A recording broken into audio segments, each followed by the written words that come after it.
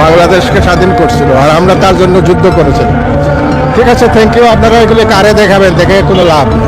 আচ্ছা, আপনার কাছে জানতে চাই, এই বুদ্ধিজীবী দিবসকে কেন্দ্র করে আওয়ামী লীগের আমরা কথা বলেছিলাম প্রশাসনের, তারা বলছে যে কোনো ধরনের অপ্রীতিকর ঘটনা যেন না ঘটে, এই কারণে তারা আসলে এখানে পুলিশ মোতায়েন করা হয়েছে।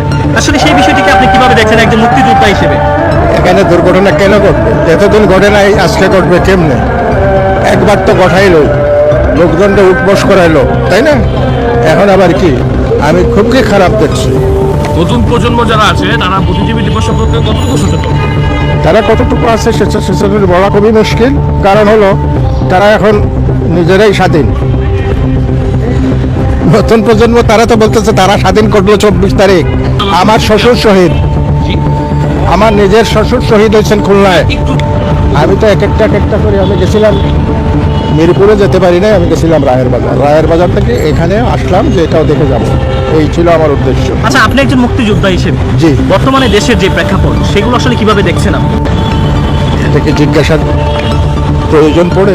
জি, একটু আপনি আপনাদের বোঝার, এখানে যারা আছেন প্রত্যেকেরই তো মস্তিষ্ক আমার চেয়ে কম না কারোর করতেছে, তো আমি ভালো মন্দ কোনোটাই বলবো না। তবে এখন বুঝতেছি যে দেশে স্বাধীনতা আছে কিনা আমার সন্দেহ হচ্ছে। মুক্তিযোদ্ধাদের জন্য আমি যে বাড়িটাতে থাকি, আমার ছেলে বৌমা থাকে, আমি থাকি না। মুক্তিযোদ্ধার এটা নেম প্লেট ছিল, ভদ্রলোক মুক্তিযোদ্ধা। তো সে ওই সময় বিল্ডিংয়ের বেড়া ভাঙ্গিয়ে তার মুক্তিযোদ্ধার সাইনবোর্ডটা সরাইয়া রাখছে, যান বাঁচাইছে। এখন মুক্তিযোদ্ধা ওই অবস্থানে আছে। ওনার কাছেই আমি বসে ভাত খেয়েছি, বেশি কিছু বলার নাই। মানুষ হিসাবে পৃথিবীতে যে কয়েকজন সুকর্ণ, তারপর আলেন্ডে, তারপর গানা নকরুমা, এই সমস্ত ব্যক্তি যারা তাদের দেশ স্বাধীন করছে তাদেরকে তো তার দেশের লোকেরাই মেরে ফেলছে। মানে কোনো দেশই ইমানদার না, জনগণ নিজের স্বার্থ শেষ হলে পরবর্তীতে শেষ করে ফেলছে। ওই যে চলে গেল, আমি ওখানে যেতে পারলে দেখে আসতে পারলে ভালো লাগতো। তো আপনি তো যেতে চাচ্ছেন, কিন্তু আপনাকে যেতে দিচ্ছে না কেন? দিচ্ছেন না ওনারা, ওনাদের স্বাধীনতা নাই সে দেওয়ার, নাইলে ওনারা আমাকে এককভাবে বন্ধ করবে না তো, আরও হয়তো ছেলে মেয়েরা যেত।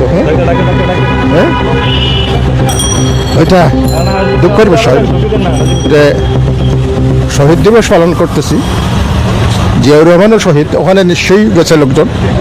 বঙ্গবন্ধুর এখানে লোকজনরা আসতে দেওয়া হচ্ছে না, তার নিজের বাড়ি এটা ছিল, তাই তো? আপনারা নিশ্চয়ই জানেন।